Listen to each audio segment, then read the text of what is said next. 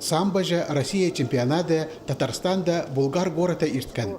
Кипске 200 азыр кезесхан. Прайзы айбақшыларда Россия, Европа пазателек аймараларында шеңші болған пазасыйықты орынға тұрысқан күресшілер. Хакас республикадан анды Геннадий Аев араласқан. Ол 14 килограмм көйдірімді алтон пис жастағылар арасында екінші орында болпарған. Пазаға шылды помарығылар ағбынды іштар.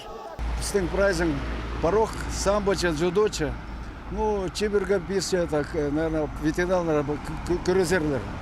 И пыс приурочен миның воспитанник Игорь Ахпашевтың, аданың учун. Геннадий Аев өдек дзюдо күресінің айғасия. Бұл спорт көрімінде ветеранар арасында ол Россия, Европа паза телекай чемпионы.